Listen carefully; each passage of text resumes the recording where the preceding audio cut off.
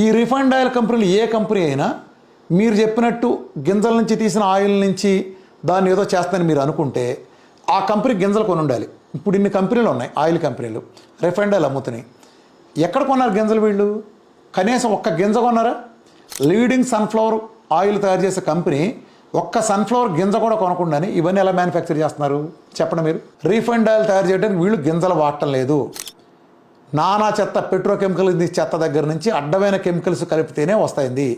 ఏ రకంగా rate work out అవుతుంది మీరు చెప్పండి. 300 రూపాయలు మనకి రైతు దగ్గర కాస్ట్ పడుతుంటే తీయించడానికి, మీరు ఇక్కడికి వచ్చేటప్పటికి 100 రూపాయలకే దొరుకుతుందంటే వాడికి ఏ రకంగా వాడు ఆ 200 రూపాయలు మనం స్పాన్సర్ చేస్తున్నాడా చెప్పండి? వాడు జేబులోని తీసి మనకి ఏమైనా స్పాన్సర్ చేస్తున్నాడా?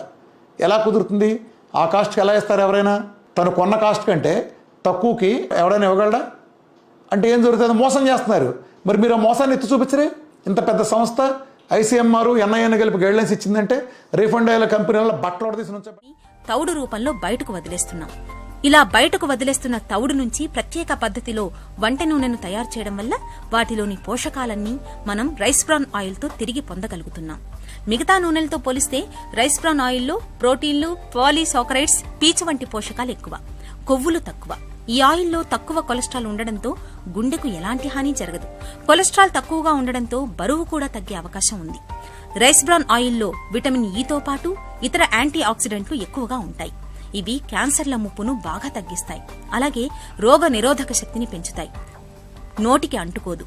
దీనివల్ల ఆహారం యొక్క అసలు రుచి నోటికి తగులుతుంది. ఎక్కువ డిగ్రీల దగ్గర ఈ ఆయిల్ మరగడం వల్ల ఆహార పదార్థాల్లోకి రైస్ బ్రాన్ ఆయిల్ ఎక్కువగా చేరదు. ఇక పూరీ లాంటి ఆయిల్ ఫుడ్ తిన్నప్పుడు కూడా పొట్ట తేలికగా ఉంటుంది. తక్కువ కొలెస్ట్రాల్, విటమిన్ ఈ సమృద్ధిగా ఉండే రైస్ బ్రాన్ ఆయిల్ ధర కూడా తక్కువే కావడం విశేషం.